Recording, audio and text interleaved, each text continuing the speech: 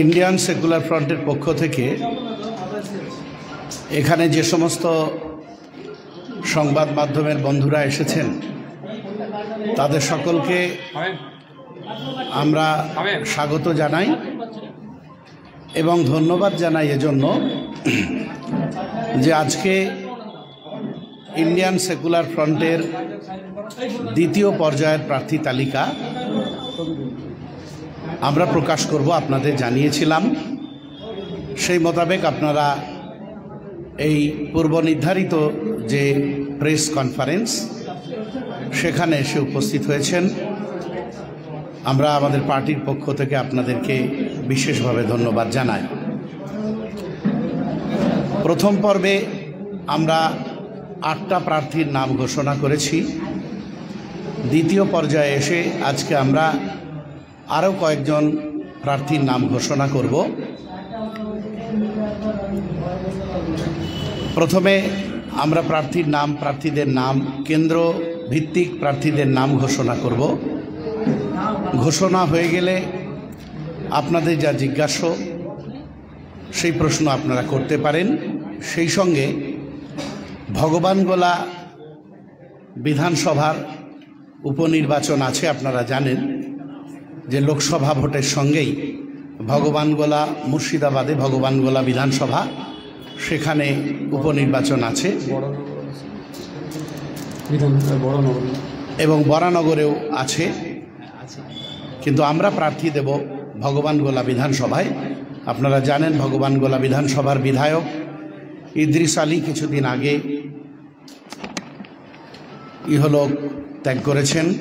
তার জায়গায় আবার নতুন করে নির্বাচন হবে। তো আমরা আপনাদের কাছে এখন আমাদের যে প্রার্থী তালিকা সেই প্রার্থী তালিকা ঘোষণা করব।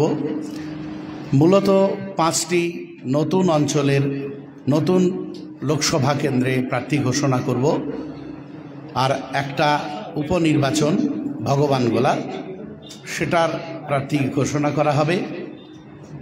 এবং বসিরহাট লোকসভায় আমাদের পূর্বে যে প্রার্থীর নাম আমরা ঘোষণা করেছিলাম, ওনার পারিবারিক কারণে উনি নির্বাচনে প্রতিদ্বন্দ্বিতা থেকে পারিবারিক অসুবিধার জন্য সরে দাঁড়াতে চাইছেন। তাই সেই জায়গাতে আমরা নতুন প্রার্থীর নাম ঘোষণা করব।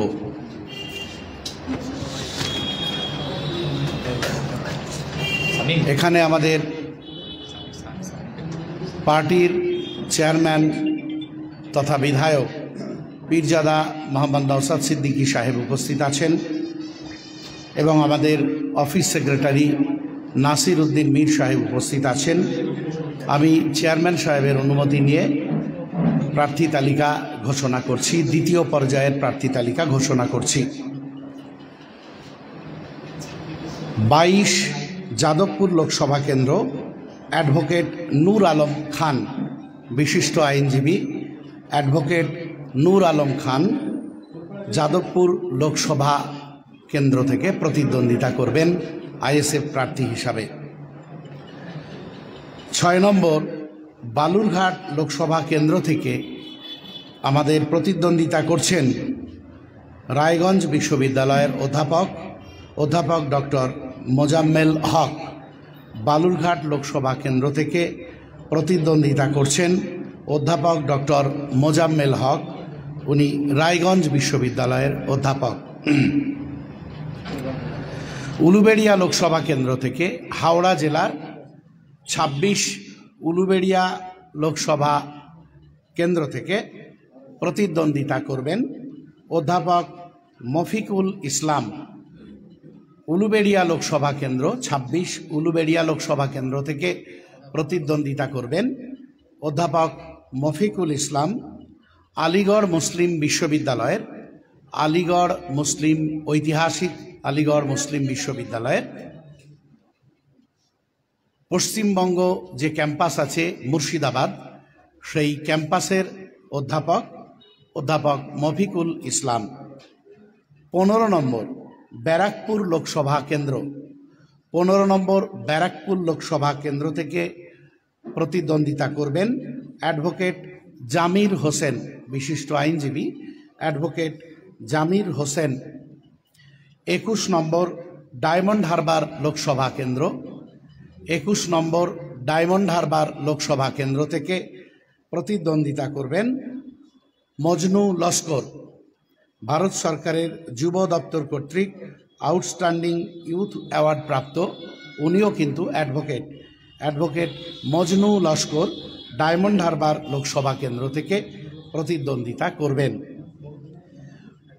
উপনির্বাচন মজনু মজনু মজনু লস্কর লস্কর ম বর্গের নয় রস্যকার, ইংরেজিতে লিখলে MAJNU, মজনু লস্কর। কপি আপনাদের দিয়ে দেওয়া হবে। বসিরহাট লোকসভা কেন্দ্র, 18 নম্বর বসিরহাট লোকসভা কেন্দ্র, আপনাদের আগেই বলেছি যে ব্যক্তিগত পারিবারিক কিছু কারণ থাকার জন্য আমাদের আগে যে প্রার্থীর নাম আমরা ঘোষণা করেছিলাম তিনি প্রতিদ্বন্দ্বিতা থেকে সরতে ইচ্ছা প্রকাশ করেছিলেন, সুতরাং সেখানে আমরা নতুন প্রার্থীর নাম ঘোষণা করছি। ইঞ্জিনিয়ার, বিশিষ্ট ইঞ্জিনিয়ার আক্তার আলী বিশ্বাস, আক্তার আলী বিশ্বাস বসিরহাট লোকসভা কেন্দ্র থেকে প্রতিদ্বন্দ্বিতা করবেন। আমাদের যে নির্ধারিত 5টা লোকসভা কেন্দ্রের প্রার্থীর নাম ঘোষণা করা ছিল আমরা সেগুলো বললাম, এবং একটা পরিবর্তন হওয়ার কথা ছিল সেটাও বলেছি। এবার উপনির্বাচন, আমরা 62 নম্বর ভগবানগোলা বিধানসভা কেন্দ্রের প্রার্থীর নাম ঘোষণা করছি।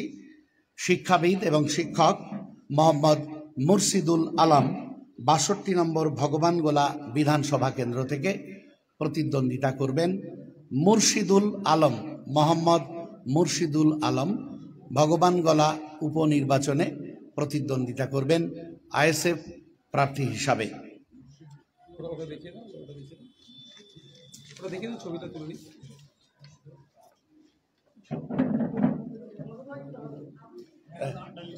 ছবিটা তোল না,